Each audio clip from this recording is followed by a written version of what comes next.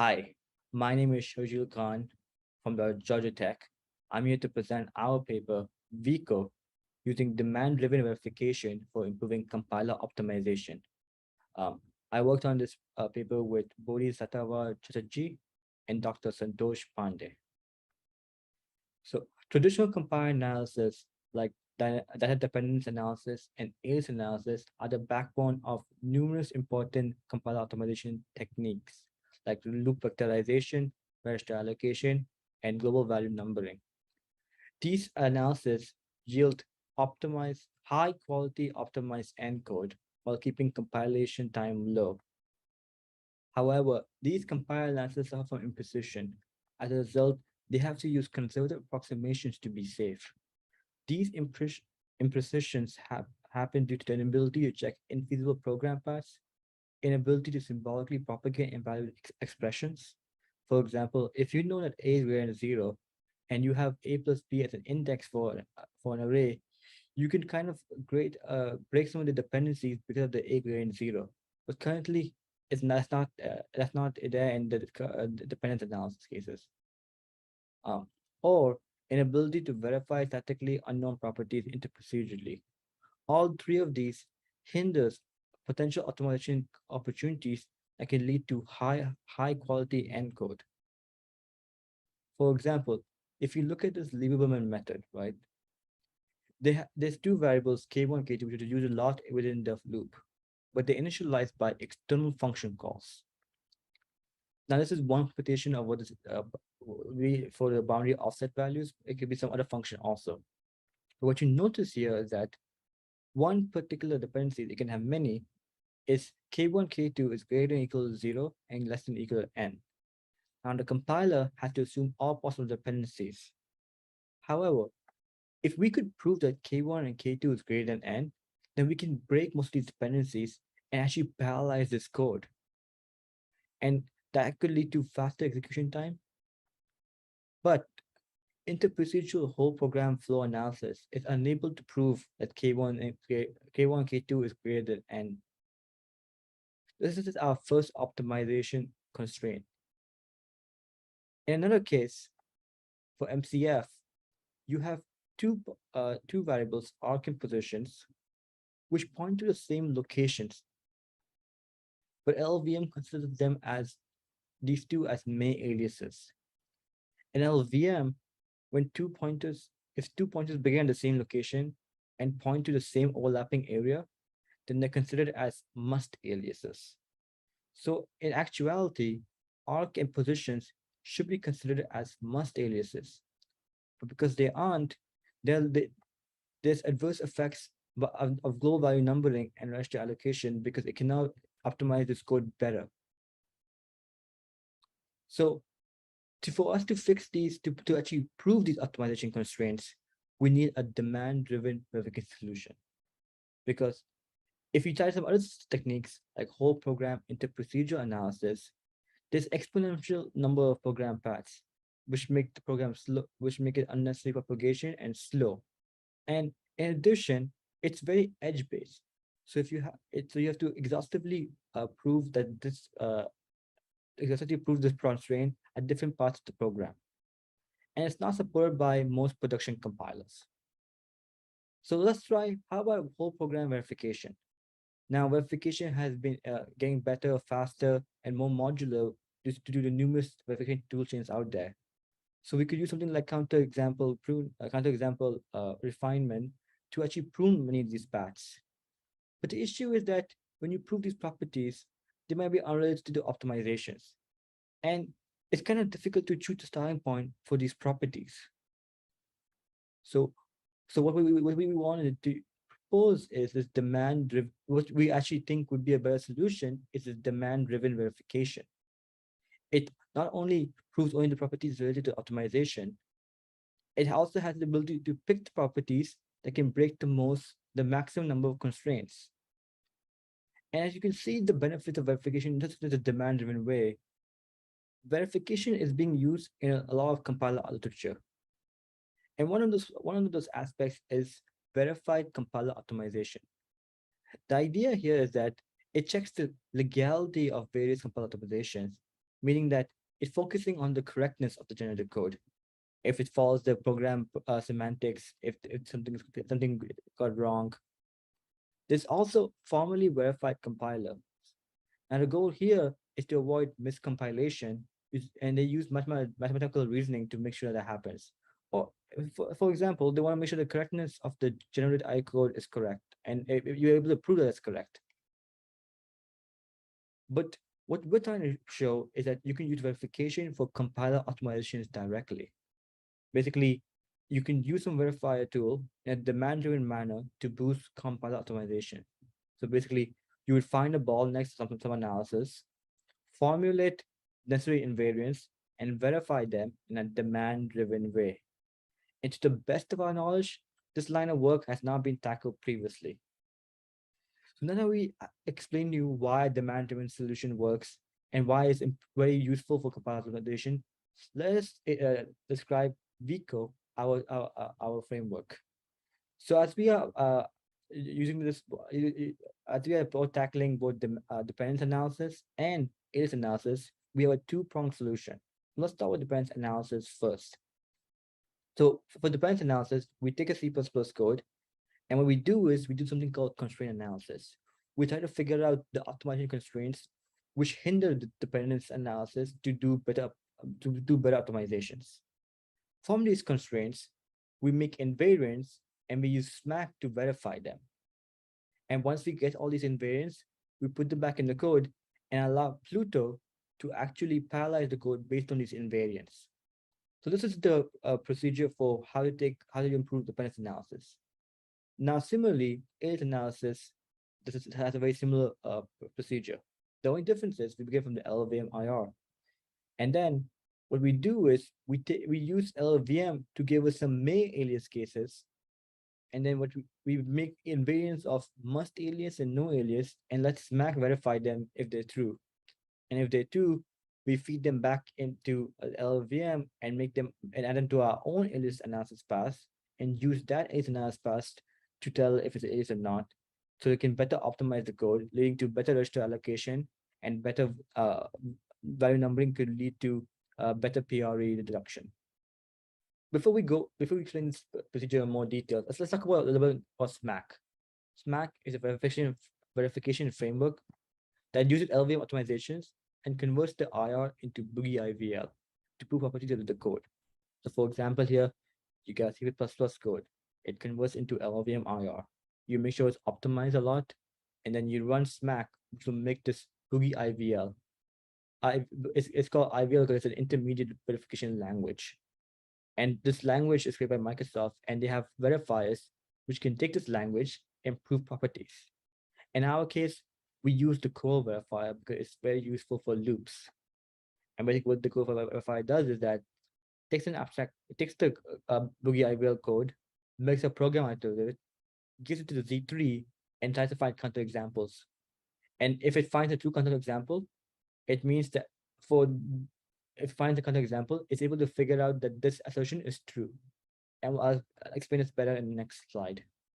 So imagine if the source code, it becomes this LLVM IR, it becomes this boogie IVL.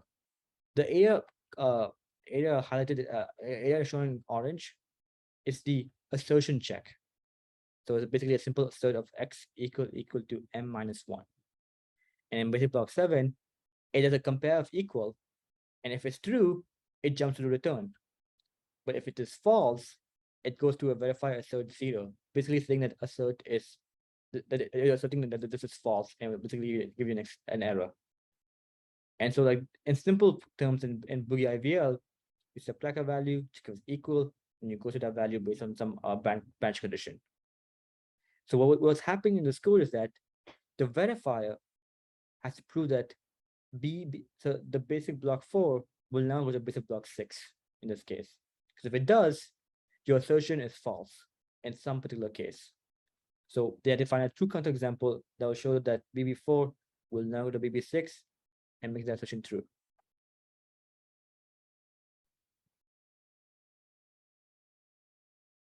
Now that we have explained how SPEC works, we can actually go to our VICO framework and explain you the step-by-step process we use to actually do this verification. So let's start with dependence analysis, and more specifically, let's start with the dependence constraint analysis.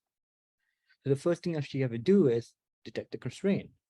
So PLuTo can actually tell you the dependencies within loops, and so it can output it to our files, and we use these logs to actually detect the absolute and derived constraints. An absolute constraint is basically dependencies which do not um use any of the loop parameters, while derived will have loop parameters. By using the loop bound, we can actually transform derived constraints into absolute constraints. And then at the very end, we can choose which constraints break the most dependencies and verify those ones first by just flipping the operator. So let's take this example, take this first example, Lieberman 2D, which we showed in the beginning. Now, if you look at the constraints, there are 39 direct dependencies and 30 optimized constraints, 24 derived, 6 absolute.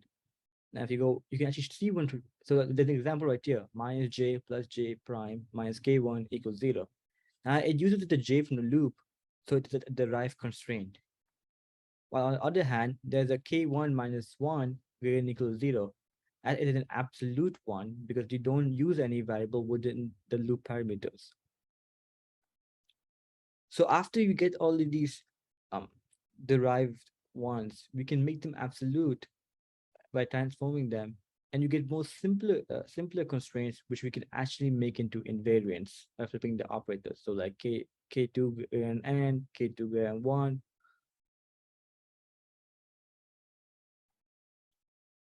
Once we have our constraints, what we do is we try to embed them into the code and use SPEC to verify them. So for example, what we did here, that basically we added a search statement at k2 is greater than n. And what happens typically is that once you include the SPEC library in the LLVM IR, SPEC will extract this assert and make it into a SPEC assert. And basically it will run it with some particular unbound loop, unrolling for a loop that you define. We did a very high number and I found no errors. So we can, with a very high justification, say that k2 greater than n is an invariant. So once we get our invariants, what we do is we embed it back into code, and we're using an if condition and use PLuTo to optimize this code better. So for example, now you see here that you see the pragmas, those are used by PLuTo to figure out which section of the code is to parallelize. Which you also notice that we have the if k2 greater than n. And what we get is this much more optimized code, which uses a lot of like max sealed, float, min. Also has this pragma OMP for parallelization, which is making it now a parallel code because we both have the dependency. So this is an example of the entire procedure we would do for dependency analysis for vectorization and parallelization. Now, let's talk about alias analysis. In this particular case, alias constraint analysis. So in our case, what our constraint is the main aliases. So through LLVM, you can find all the main alias cases and between two pointers, and we can output them.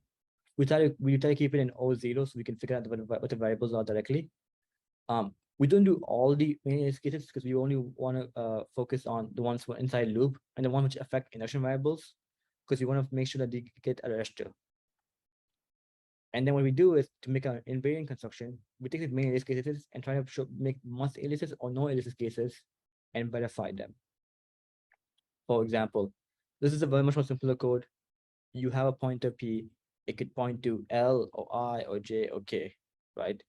But you're not sure what that is. So these are basically your constraints, right? Because it depends on some variable temp, which is defined by some other function. Now, which the invariants are basically either P points to I or P doesn't point to I, right? That's pretty much it. So we try these all different cases and see which ones are actually get verified. And just like dependency, you embed them in the code with asserts, and then we let SPEC run them and prove that they are correct. And so in the left case, you have a P, it's the must alias case, so P plus point to L, and you have a no alias case on the right, P does not point to L. We typically do these asserts one by one because the first false assert will make Smack stop the process. So we will first do most alias, see if it is true. If it is, we're done. We know the most alias. If it's not, then we do a no alias. And if that's not true also, then we just leave it as a may alias at the end. In this particular case, P just point to L, because if we use the get k function from before, we know that the get that temp will always be greater than or equal to 30. So now we have an invariant. Now we're gonna put it back in the code, basically. And then we create our own alias and as pass, which takes the information from the SMAC asserts and saves them in the map. And so if you give us these two variables, we'll tell you if it is must alias or no aliases. And if you give us some other variable, the cool thing about LLVM is that we can chain other alias analysis and we can just pass information to the other analysis and it can give you the output of if it's a must alias or may alias or no alias. So in this case, assert P points to L. So that means that P shouldn't point to other pointers. You get this LLVM IR, basically like last time, a bunch of compares and not equals to, and a verifier assert that's false. Basically you have a bunch of percentage 3 not equal to percentage 6. So you're saying that P is not equal to K, percentage 3 is not equal to 5, P not equal to J. And we see this in the map in our alias analysis. And so if you ever give us percentage 3, percentage 6, we'll immediately tell you that, hey, these two are not aliases. Now, if you give us like percentage 3 and some other variable, maybe percentage 22, we'll just chain you back to the LLVM's own alias analysis and let it work on the problem. So we now explain our entire framework. So let's now talk about the evaluation of how well we did. So let's talk about first dependence and vectorization and parallelization. We have improved the precision of dependence analysis by 45% in real world cases. These are real world applications. We talk one of them on Lieberman. We'll show you more. Better optimization in almost 75 loops. We've got an average speed of 14.7x on Apple M1 Pro. And we'll explain you why. We've got an average speed of 6.07x on Intel Xeon E5-2660. Of course, verification is faster than how it was before, but it still takes some time on particular benchmarks. So there's a benchmark called ADDI. Some of the variables are more convoluted, so it takes a longer period of time to get verified. For alias analysis, we saw an average code size reduction by 1.621% with up to 4.1% in renewable applications, average speed of 2.2%, and an average improvement in lowest flow instructions of 4.2 with up to 7.08 in real-world applications. Of course, it took a little more than 6 hours to verify these 92 alias cases, which is not a lot more compared to the dependency ones, because they were much more simpler, I would say. While the dependency had so many constraints and you could just keep on doing them back to back. So the benchmark we use for this is that for the dependencies one, we use kernel program small micro benchmarks of loops from the Scandi book with invariant implementations from this paper of Suji C. And we also took some mathematical applications of Polybench, and that's into generalized boundaries. For the backend compiler automation, like for alias analysis, we took micro benchmarks which we created, which would force many alias cases so we can break them and see what happens. And then we took real world applications from SPEC and core and ran our pass to see what happened also. So this is the kernel program, the small micro benchmarks from the Candy book. And what you see is that not a lot of blue lines. That's because of we have decreased dependency to 0 in these cases. And actually in 15 loop nets, you decreased it to 0. In other cases, you can see we have done a big jump. The loop nest number 10, we went from 15 to 7. And that's the small benchmark. That's one of the bigger benchmarks. So these are bigger benchmarks from Polybench. And you can see that without knowledge, this is like 214 dependencies. And with knowledge of the invariants which we give it, becomes 118. Without knowledge is 106. With knowledge, 42. So we're seeing these big jumps in this number of dependencies. Not always, like you can see here, 14, 14, 22, 22, but definitely a better improvement. And you can see how the dependencies actually help you. Because if you look at this particular case right here, it was, sorry. Now we can show you how these dependencies actually help you when you decrease them. Because you can see this particular case right here, like if you had no knowledge, it'd be a bunch of serial loops. Now with knowledge, you of course have some serial loops, but you also have some parallel loops with open pragmas, or you have some loop splitting to make it more better. Sometimes you have also vectorized loops. And all these combined improve the performance and lead to this big jump of performance improvement, and not only on Intel Xeon chips, but also on Apple M1 Pros. And so you can see that here right now is that, the best case is, of course, this FDTD 2D got a 40x improvement on Apple Pro, and Jacob 2D got like a 25, I think so, improvement. But we should also notice that there's one benchmark, Heat3D, which did not get a huge improvement. And the reason why is that, it's the issue that by giving it invariance, it did a lot of loop splitting. So the duration of the parallelism is so short that it's not beneficial to do all the loop splitting. And this is actually the case why a lot of our invariant knowledge benchmark, invariant knowledge executables are better than the normal PLuTo ones. Is because when we get an invariance, they don't split the loops so much. They keep it together and provide a larger vectorized code, or a larger OpenMP pragma. Now for the backend results, we found like 93 alias constraints, a lot more in the real benchmarks, because those have real main alias cases. Even though we got 93, only a few of them became must alias or no aliases, and even a few of them actually caused a change in the value numbering, and actually led to PRA removal from redundancies. But what we can show you exactly is that, performance improved by a max of 2.2%, an average of around like 1%. But binary reduction actually decreased by maximum 4% on an average of 1.6. So overall, there was not that big of an effect on the backend stuff, but overall, you can see that there's improvement that can happen. So in conclusion, VICO is a demand-driven verification framework for improving compiler optimization. It improves both dependence analysis and alias analysis. And to the best of our knowledge, this is the first paper that leveraged verification to enhance compiler optimizations. In terms of future work, we want to target other optimizations. And we want to talk about more complex invariants. Right now, we do some alias analysis, which we can pull out, but some alias analysis, alias cases are much more complex. So we're trying to figure out how to use those. But at the same time, we want to improve LLVM and SPEC interactions. So we want to improve the verification in SPEC so it can become much more faster. And that can lead to faster times for verifying these kind of properties in the future. Thank you.